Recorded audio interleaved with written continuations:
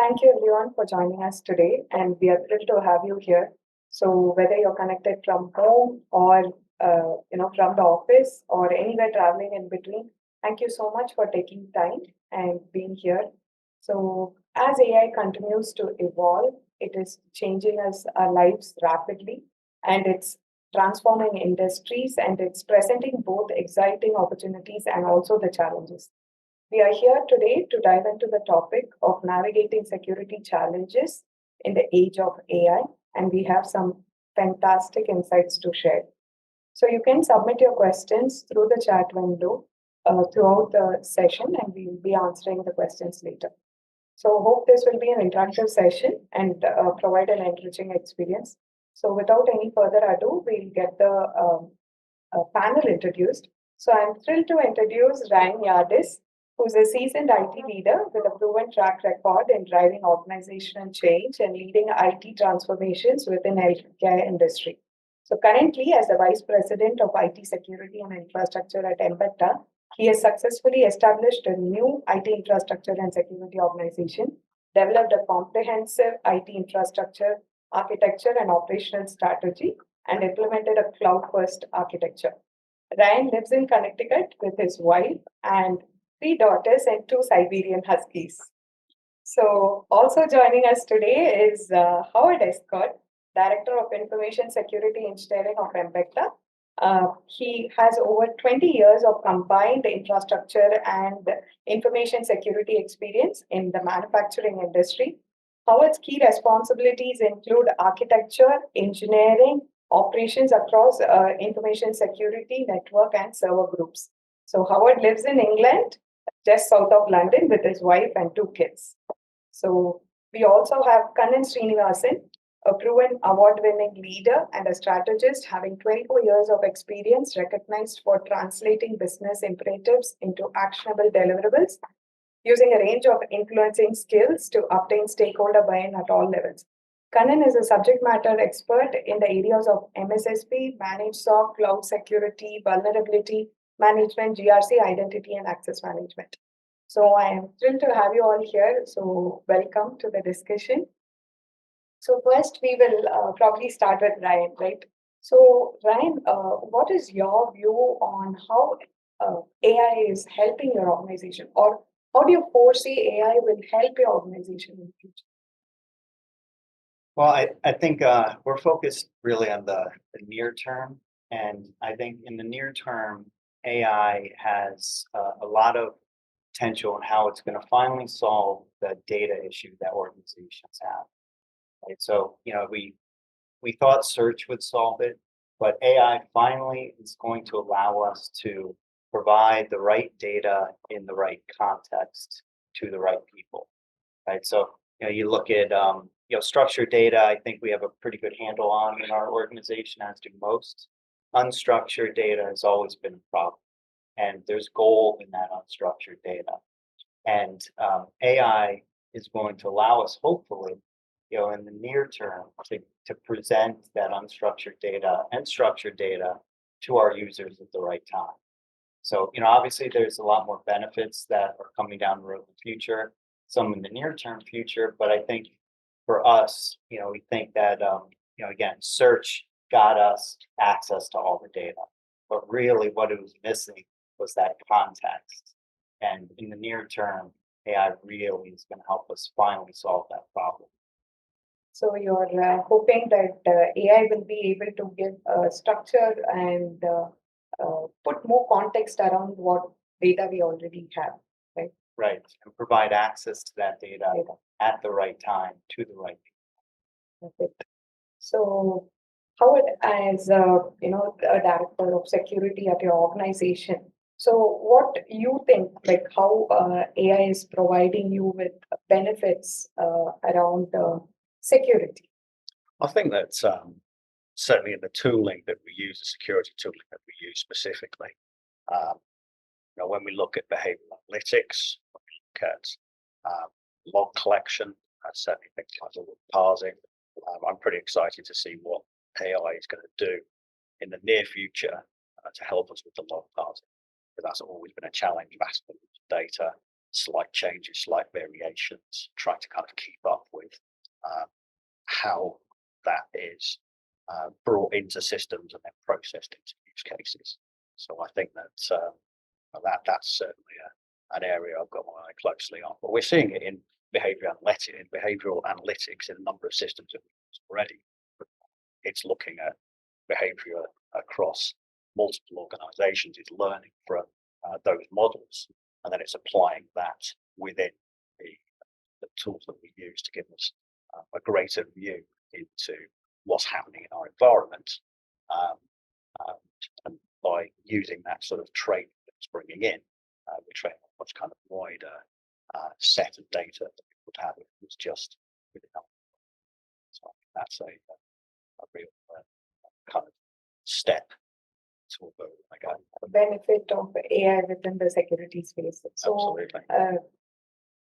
Kanan, you have heard from Howard. So, how do you think AI is helping from a service organization's point of view? Clearly, we see a lot of benefits in leveraging AI in your day-to-day security operations.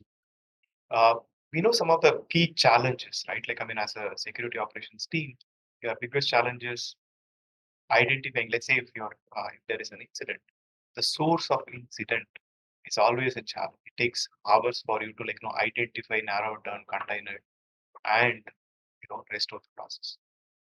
AI can definitely help in identifying the source of the infection, with a minimal effort, right?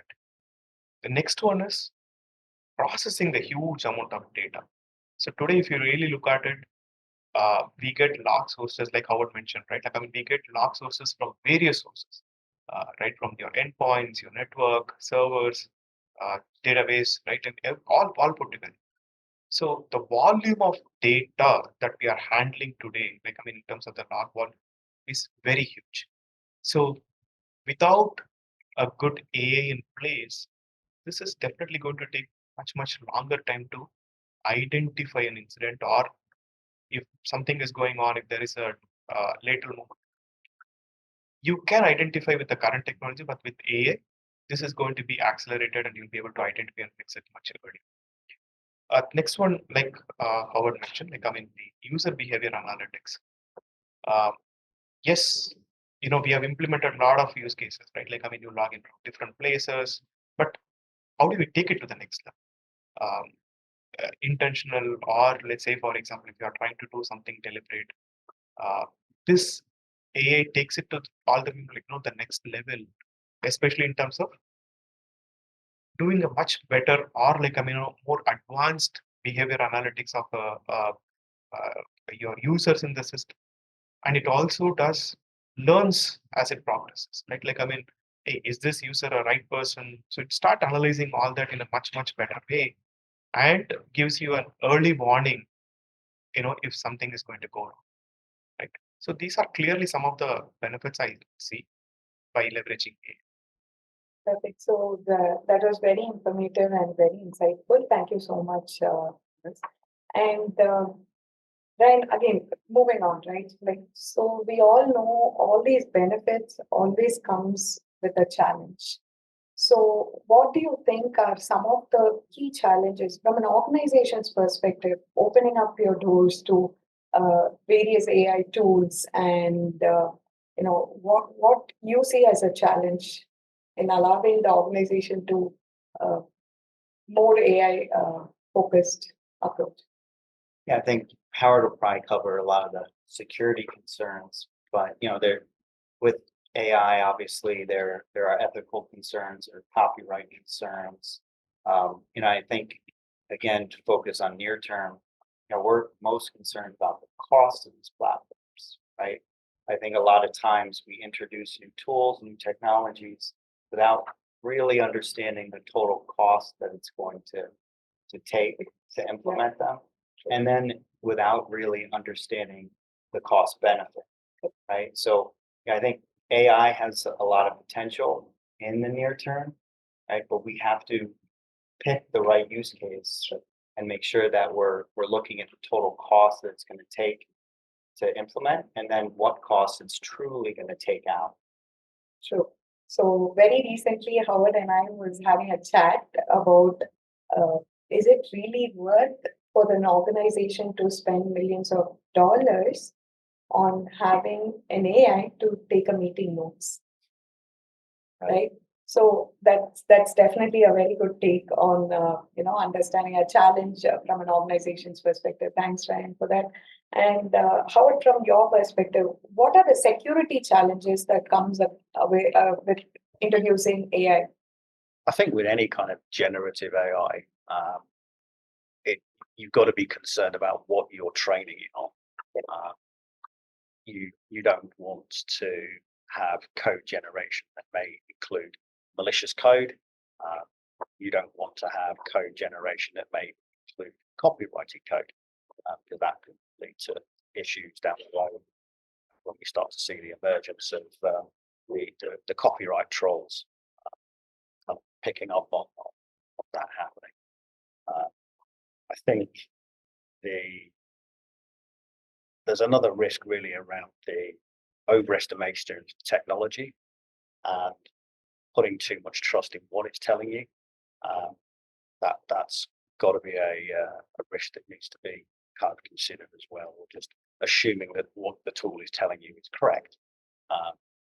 You've got to think, where is that data coming from? What's it being trained on? Is it correct and appropriate data that's going into the thing?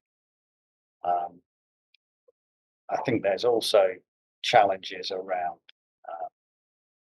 this fixation at the moment that every product that you're going to look at has to have AI in it, right? If it hasn't got AI, then we're not interested. There's still a lot of products out there, there's a lot of tools out there that we need to use, which don't have AI. So it doesn't mean that they're no longer viable or usable, or don't do the job. So we can't be too fixated that everything needs to be AI, although it's the current marketing term of choice. So, Howard, what about sharing information from an organization to the AI, like personal data or the Yeah, I mean, organizations? the same things really apply around DLP. You've got to make sure that your DLP is in place. You've got to have your awareness training. People need to know how to use the tools. There's a lot of similarities between uploading information to external websites, to personal webmail, to that kind of thing, personal drives. But sometimes people don't kind of realize that. They think it's like putting something in a search engine. But if it's proprietary or confidential information, you need to be rather careful about what you are doing with it, how you share it. Correct. Sure. So, from the user's point of view, making them understanding this safe sharing Absolutely. into AI is more important. And we've got a whole new challenge along that line coming along with the personal AI, so Apple Intelligence, those kind of things. I don't think we yet have good visibility on how that's going to integrate with enterprise products. So when everybody has BYOD devices, got your corporate email on your phone, your calendar, what type of access will Apple Intelligence have, and the other AI assistants that are coming down the line. So there's a real mix of BYOD plus these AI platforms, which kind of blur the lines between what's corporate data and what's personal data, especially on the BYOD systems. And kind of now that we've heard from Ryan and Howard, from a service organization point of view, what challenges you have already faced or like foresee? Clearly, what I see some of the challenges are, how do you protect the data, right? One of my the key concerns is what kind of data that it takes and shares with other organizations, right? Let's say if I'm working on some critical delivery, if you are working on developing some of an IP for a client, it should not end up the IP that we are developing for a client, it's taken and it is shared with other clients, right? So that is one of the major concerns. in terms of how the data is being protected. So that is key. And second one is the data privacy and the bias, right? What I mean by that is we work with the regulated market, right? When it comes to be it European clients or with the US, uh, we all have to protect the end user data. When it comes to healthcare, the health information of all the individuals are needs to be taken at utmost care. So just imagine a use case where a doctor is trying to get some details using a generative AI. He is giving some patient related information and accidentally that gets leaked. That means uh, it will end up in a HIPAA violation, right? So how do we ensure these kind of leaks are not happening, or there is a level of protection in place so that we don't get into the regulatory issues. That's number one. And second one, uh, Ryan and Paul also mentioned about it. Some of the deep fakes, right? Uh, the major challenge that we are seeing is you we have seen a lot of impersonation, a lot of spoofing these kind of mails, but the AI is literally taken it to the completely a next level. Earlier, um, we do get a lot of phishing emails, right? But you can always identify the sentence is not right, or with this, you can always find Grammar is the wrong. grammar is wrong. Whereas today with the AI, it writes a perfect email, and it also learns, right? It knows how the CXO writes a mail, and it writes just like the CSO. It's also learns their pattern by looking into their LinkedIn and various other sources, and it writes a mail which is it looks just like the way they do it. So some of these deep fakes is really going to be a major challenge. And other thing is, uh, if AI has a lot of benefits, obviously the hackers are also benefiting out of it, right? So their techniques have also has become much advanced uh, in terms of attacks, or let's say for example, earlier you need to it's more a person, or the skill dependent, if you have to get into another corporate network or start hacking into the exfiltrated data, whereas now it becomes so easy. You just ask. All you need to do is you should know how to ask. It can give a code or a piece of information that is good enough for you to go and hack into other system, right?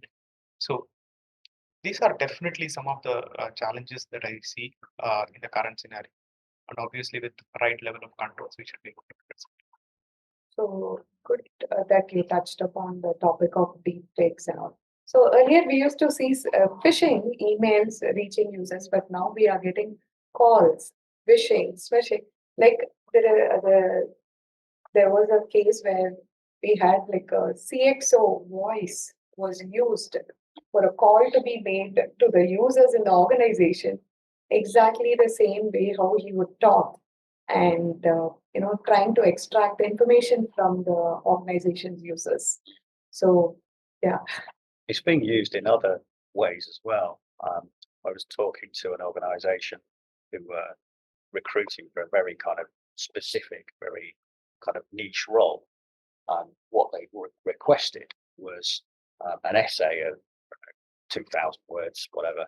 Uh, and they specifically said that they did not want AI generated applications for it, because they were trying to look for somebody who had a very specific knowledge in this very kind of niche area. And they weren't really staffed for the huge amount of applications that they got. And pretty much all of the applications that they got were AI generated. So people had just used ChatGPT, or the engines are available to generate their application letters. So what that did for them was it caused them a big issue, So they then had to stop the application process. And then they had to go and figure out a mechanism to find out how all these letters had been generated, which ones had been generated using AI, kind of put them aside, and then try and find the people who had followed the instruction and genuinely applied for the role. So there's kind of things like that happen that you wouldn't kind of think about. So it's not even a direct threat, it's just kind of creating a lot of extra work and a lot of administration. So true. Thank you so much for sharing, Howard. So we have heard about the benefits, we have heard about the challenges. So any organization, we have to, understand that everything comes with a challenge and decide where we will take that extra step, right? Like a calculated risk in starting to use AI. So again, back to Ryan. So, from your perspective, what measures will you take or your organization has taken to ensure that AI can be effectively used within your organization? Yeah, so I think typically in IT, we start to think about tools and technology first, right? So what tools can we implement? What technology do we need to bring in? And I think our organization would be better served thinking about what processes do we need, what knowledge do we need, right? So we can prepare by saying, okay, do we have the right people on our staff to use AI, to leverage AI? If we don't, can we train the people that we have, right? So that they're knowledgeable, because a business is going to bring IT a lot of these tools, right? I saw a numbers estimated that only 35% of AI projects will start inside of IT. And that means that the technology is not going to start in IT. So how can you prepare? Train your people, you get them knowledgeable on the platforms, how to use them, how to leverage them, challenge. So I would say we can prepare first in knowledge. The second thing that we can do, like I said, is define the right processes to introduce AI, right? So, there are legal concerns, so legal needs to be involved. There's ethical concerns, obviously security concerns, right? So, we talked a bit about the access to data and, how it will potentially solve our big data problem that we've had for years. But that's a double-edged sword because, now people will have the ability to see everything that they currently have access to that they didn't realize they have access to, right? So I think we need the processes in place to kind of vet the solutions and ask the question, okay, well, is our underlying data secure before we lay labels on top, right? So I think, again, in IT, we spend a lot of time saying, okay, there's this new technology out there. What can we bring in? But we really should be focusing on, what processes do we need and how do we prepare. So, so adding on to that, Howard, how do you think, from a security perspective, we have not spoken about a lot of challenges that we are seeing.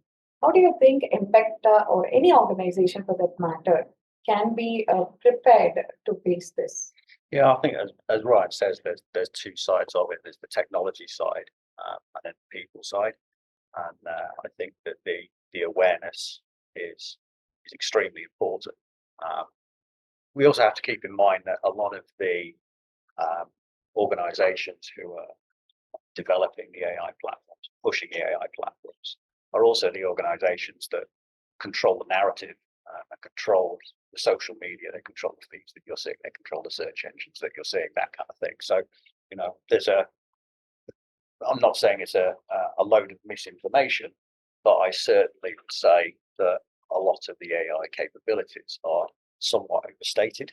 So we have to manage that within the organization to make sure that people's expectation of what the tool is going to do is in line with what it's actually capable of doing at this point in time. So that's kind of the people awareness side. I think from a security side, from a technology side, we have to think about the same principles of defense in depth, multiple layers, DLP, ensuring that the access to the tools is correct for the roles that people are doing. We don't want to kind of stop anybody using things as long as there is some level of business justification to do that. But we have to be aware that we want to keep our data where it should be. We don't want to find it where it shouldn't be.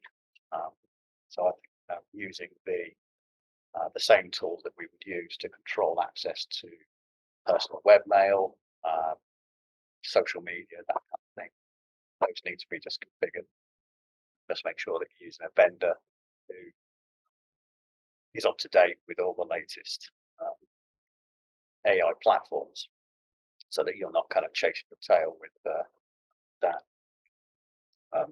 Obviously, on top of that, you've got to be backed up with a confident and well set up security operations center, security operations team, so that when we do have issues, when there is detections or problems, they can react to those quickly, get those remediated before it comes to wider public. Thank you so much, Howard. So, coming from a service organization's point of view, right? Like we are serving multiple clients, and what do you think? How the service organization should be prepared to embrace this change, and also very carefully, how do you think it should happen? So clearly, we see a lot of benefits in using AI, right? Definitely, it comes with a risk, and there is also some amount of resistance in the market. So any disruptive technology, or whenever there is a change, right? We have seen this time and time again. When computers were introduced, or when we moved from the two-tier architecture, typical client server, to a web-based, right? So there were always a lot of resistance in accepting these technologies. But considering the benefits, so today if you go and tell any of the Gen Z about the client server, the application, how we used to work in those days, I'm pretty sure they will look at it like, it's like a something they kept in the museum, right? Clearly we see AI is the way to go, but how do we protect? How are we going to take care of the risk is all we need to focus. So some thoughts, right? In terms of how do we protect our success?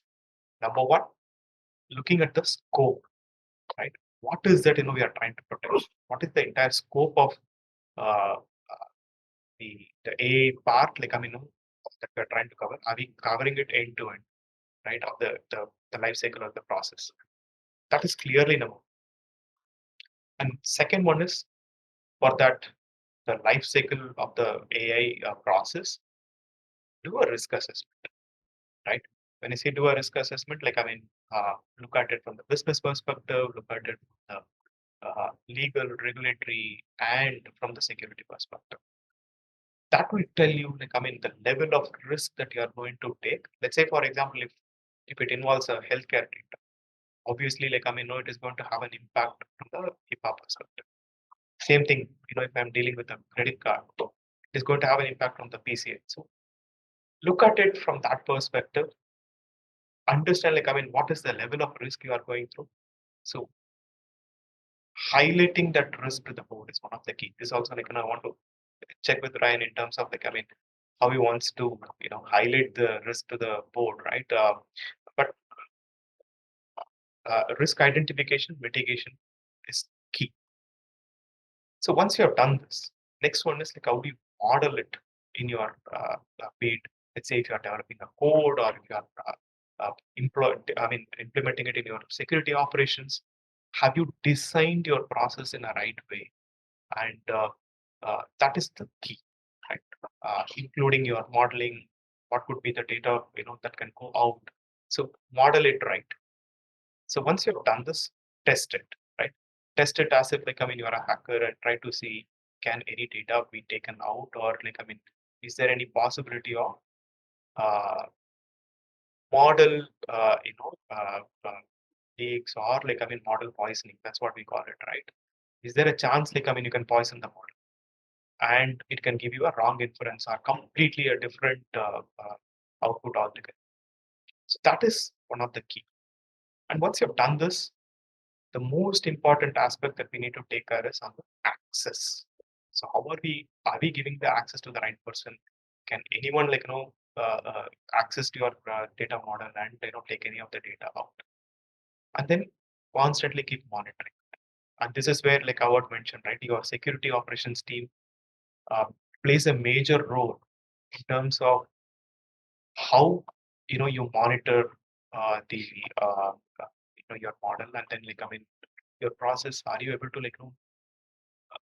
monitor it properly? And if there is any incident, how do you stop it before it creates a major issue? And you can stop it even by using an AI, right? It can be an AI that that can identify and stop this. Uh, so again, you can also leverage AI to train your team, right? So it's not necessarily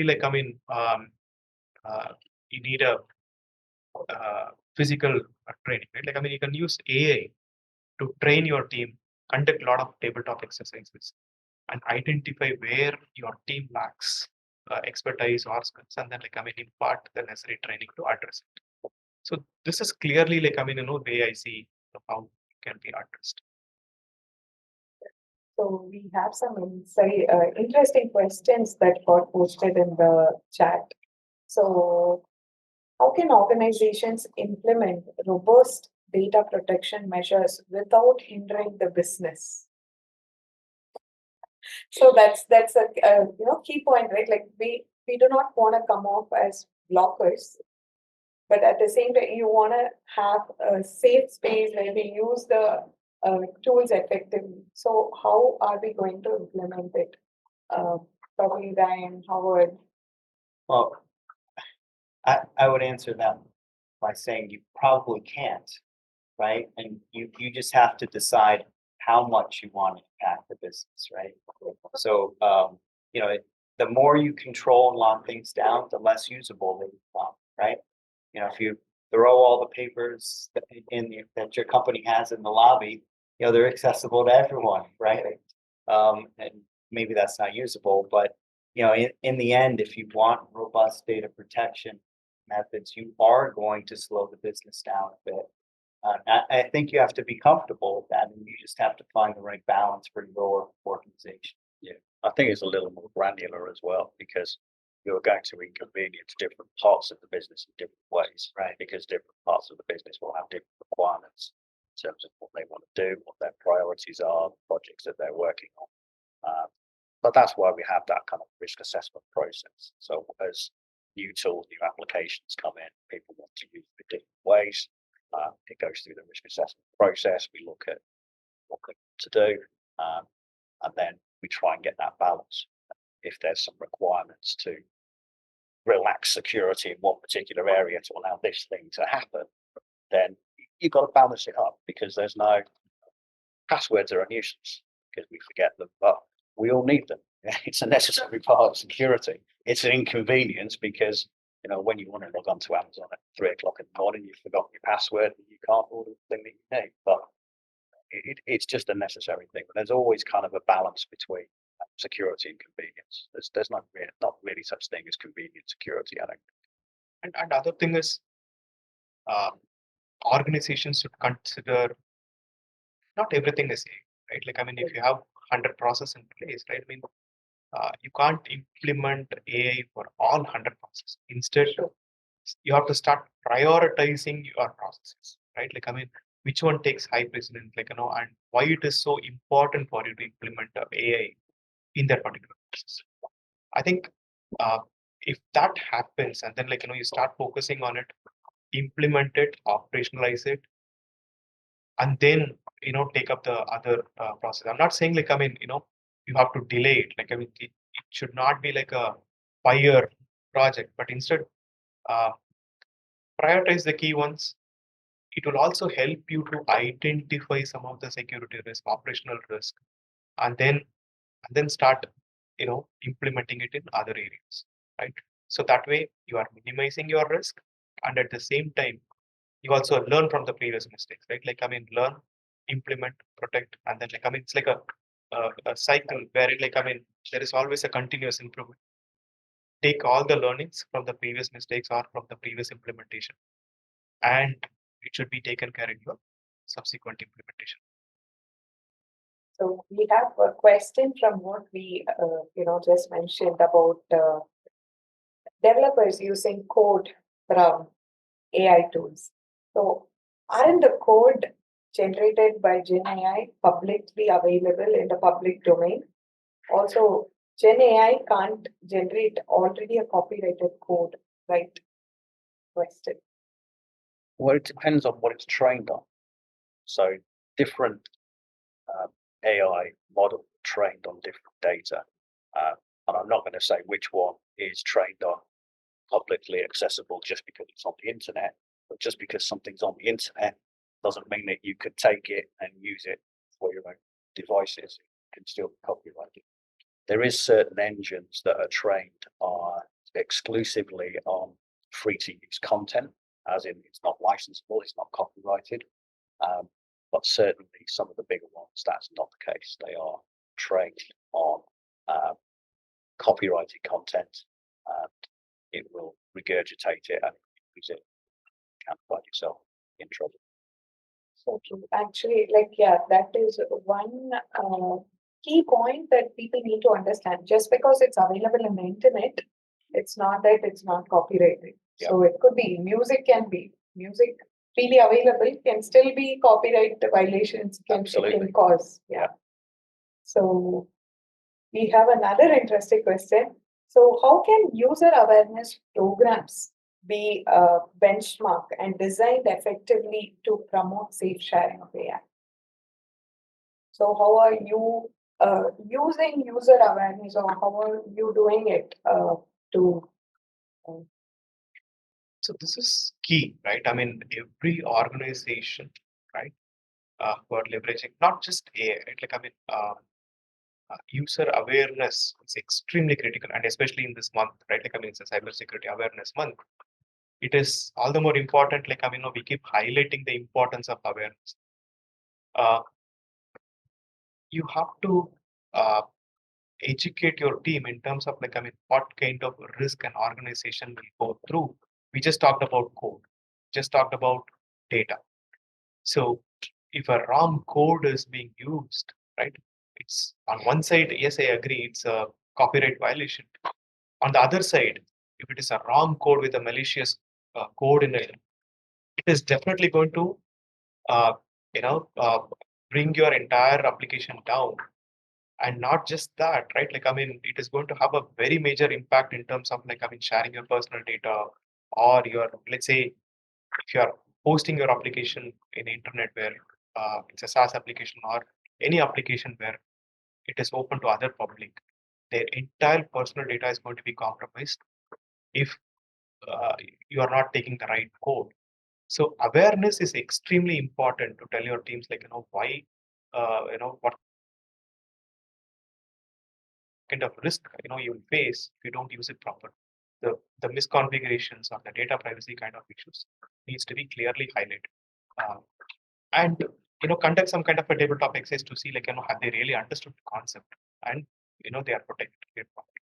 That's like Yeah, we're taking an approach of using the desire of people to use these platforms and forcing them into what we need is the awareness, right? So we don't allow access to these platforms until people have gone through some basic AI training.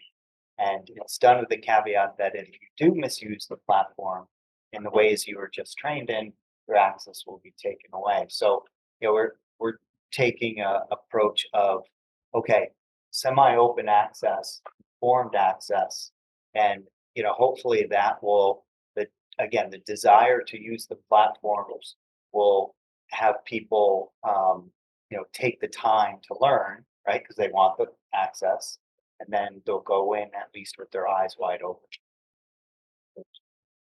So it's a good approach. You're not blocking it right away. You're still giving them an option to undergo a training and then provide access and open to these kind of tools. Right? Right. It's really good approach. So we have one question from Jenny. So it's observed students have started using AI and complete their school assignments. So so there are organizations where AI usage, shouldn't it be restricted? Yes and no. Yeah, well, in some circumstances, certainly should. I heard a company, what they're doing is during the interview process, they're actually uh, forcing people to come in for an hour session where they don't have access to any internet tools because it's getting very, very hard for them to gauge, the knowledge and the abilities of their people. Now, I guess the question is, should it be restricted for people inside a company to do their jobs? I think only if it can maybe be misused or put the company at risk. I think if they're more productive, right, through the use of AI and there's no risk to it, then why would we restrict it? So true. About these interviews, people Yeah. giving interviews, we have noticed that people who are on video conferences use deepfakes. They have an AI tool right beside them, which would literally give them the response that the interviewer is questioning you for. Like the prepared response, they just have to read through it to It's the get to evolution. an interview. It's the evolution of Googling the answer. Right. Yeah. I interviewed somebody once, and I was actually asking a question, and I could hear the person like typing, and then there was a delay, and then they'd give me the answer, and it's like, how can you not know that I at least get a quiet keyboard, right? But yeah, so I think it's the evolution of that. It's going to happen. Things like this are definitely going to happen, right? Like they are going to leverage some of these aspects, right? To clear the interview or any write a Complete code, an assignment. right? But in a way, it is also going to help the organization in a better way, right? Let's say if you get an article and if it is written by AI, so who is the person who is really thinking out of the box and coming out with the right article, right? So that is where organizations can really help in terms of identifying the best talent, right? Uh, if you are identifying someone for an innovation team, right? It is so easy for you to know, hey, whether it's an AI generated views or he's really thinking out of the box and coming out with his own approach. Everyone can write a code. Are you able to write a code? That is just 10 lines, meeting the requirements and without any flaws. So nicely done. But it is also uh, written in a way that you can leverage it in other programs. Right? If it is not in AI, that means that person has a talent, and you should go after that kind of a resource, even if you pay more. Get them and start. You should use some of these best talent in your organization. But I just add one thing. You do need to make sure that people who are reading the responses of AI are knowledgeable enough to interpret when they should and shouldn't use those responses, right? I read that the two groups that benefit the most from AI are low skill, low knowledge workers and high skill, high knowledge workers, right? So it's the people that, the lawyers with 20 years of experience and, the person right out of school who's doing kind of like a transactional job, right? So, I think, we need to make sure that we're targeting right now the right use cases. And, again, people know when to use or to discard what the AI is telling them. But AI also comes with a lot of benefits, right? We discussed about getting the right content. Uh, there is a saying, right? Like, I mean, instead of working hard, work smart. So are you able to work smart and get the right content and then start applying some of your creativity, right? So AI really helps in that space. So should organizations stop? The answer is definitely no. You should allow your employees to start using AI in a constructive way and in a secure way.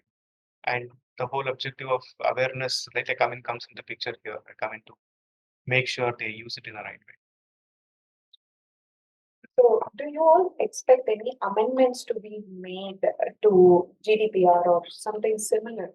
Some of these frameworks or policies that the nations have with the evolution of AI. Do you think, or do you expect it to happen anytime soon? It is already like, I mean, many organizations, be it EU and US, all other large, I mean, the countries, right? They are already talking about coming out with a regulation in terms of like, I mean, how do you use AI, Yeah. right? So, which is really good, right? Like, I mean, if you go 15, 20 years before, right? Like, I mean, personal data was misused to a large extent. With GDPR coming in, there is a uh, enormous amount of the process put in place so that, like, I mean, organizations don't misuse, they don't sell the data. So similarly, I do see a lot of regulations coming in. And that is only going to benefit at the end of the day, like, I mean, we as an individuals.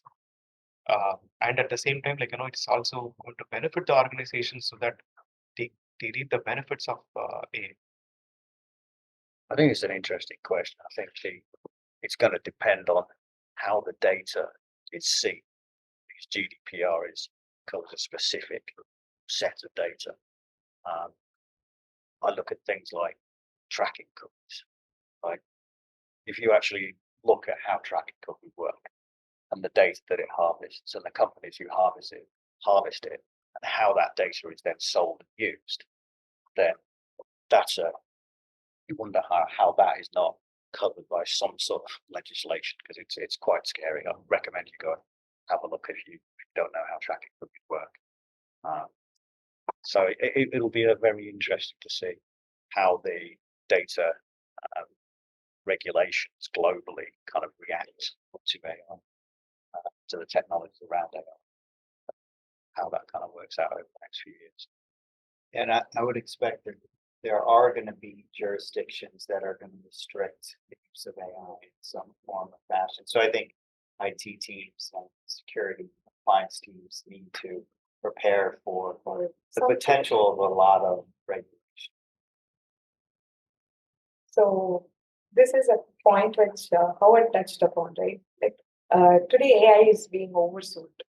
Like any tool needs to have AI ML capabilities, else it's not considered a best tool in the market. So, do you how much of like the ongoing success of this AI tools that you're seeing, like what is the percentage, or like how is it? Is it really successful? Is it worth the claims that it's making? AI is such a broad term, just covers such a wide range of technologies. You can be looking at the machine learning, which existed within endpoint detection response platforms for many years. That is a form of AI. You have the generative AI, which most people think of now as AI. AI is kind of, I ask something a question and it comes back with some kind of constructed answer from a large language model, and even the kind of image generation. So, yeah, I don't know how to answer that question, because AI is just so many different things. It just covers such a broad thing. It's not AI is not a useful term, to be honest. Sure, many agree, Howard. So I think we would come to know in the future with more and more tools, seeing how successful use cases they are building on and how effective it is for the organization. I think in the future we would come to know how successful AI tools are actually, or is it actually being oversold. And how useful is any one individual tool? If it incorporates AI or not AI, then Correct. to me that's somewhat irrelevant. Does it do its job well? Is it something which is adds value? Is it worth the money that you're paying for it? If the answer is yes, then absolutely. If the answer is no, then probably not. See, clearly it is the use case that it is trying to solve, right? Uh, as an evaluation process, like I mean, that's what you are going to look at. If you are buying any product, the first thing you are going to look at is like I mean, how useful some of these features are, and how relevant, and how is it going to have a positive impact in your organization. So if you look at some of the security tools, I would agree, right? Like I mean, if it is threat intelligence, right? Like I mean, how well if the tool is able to like I mean get the threat intel and try to analyze and see that like I mean yes, why these are the potential impact that it can have on my environment. Definitely, it scores a you know higher rating if I have to go select that particular product. If it takes an automated approach in addressing some of the cybersecurity incidents, right? Uh, yes, we have SOAR, right? Like I mean today, let's say if it takes it to all the new next level in terms of applying some of the AI and addressing some of the best use cases. Like I mean, definitely would want to consider that. So it's not like it's a complete no, or it's not like I mean, well, everyone is start using it. It's like what use cases they are trying to solve. That plays a major. So we have one probably last question, right? So what strategies do you recommend for as part of an incident response plan when an AI system is compromised? So let's say an AI system has gotten compromised. What are the steps that we need to be focusing on in our incident response plan? I think from my perspective, our incident response plan as it stands would incorporate would cover AI tools because we really focus on data, right? So if it's a suspected data breach, then there would be an involvement from privacy and legal. We gather a team together to look at that incident. That's part of the incident response plan. You would still be gathering the forensics, you'd be gathering the information that you needed around that incident. So I don't see a huge difference, a huge deviation in how we would handle a security incident. A platform that has involved AI versus a traditional. A non-traditional tool, right? I think the incident response plan should be concise and at the same time broad enough to cover all type of that's the kind of idea of the incident response plan. It's going to be pretty much similar. It's not going to drastically differ. But however, some of the aspects that needs to be like included. Like for example, like I mean, for model poisoning, some of these use cases, like I mean, needs to be included as part of your incident handling process, right? Because you might not have thought about it, or some of these use cases, like I mean, you might not have included as part of your existing incident, but you have to start, considering some of these aspects into your incident handling process. Thank you, Karan. So any insights on that, Ryan? No, I agree with both of them. I think the key thing just is there is some type of data that you want to make sure never goes into some of those large language models, right? That we're not going to be able to respond to that type of data leakage. So you need to prevent it before it happens. Perfect. So with that, we'll end the questions, and we appreciate taking time and being with us and providing your insights and having participating in an engaging discussion. Thank you so much, panelists, and thank you so much and to all the audience who have taken their time. To engage in this discussion, and the participation has meant a lot for us and even more valuable with everyone here. So we hope you found these insights inspiring. And if you have any further questions, you can always reach out to us, and post this webinar. We'll be sharing the recording with everyone, and please do not hesitate to reach out to any one of the panelists here. So, yeah, thank you once again for being part of this community. We look forward to seeing you at more events. Thank you. Thank you. Thank you so much. Thanks, Ryan. Thanks, Howard. Thanks,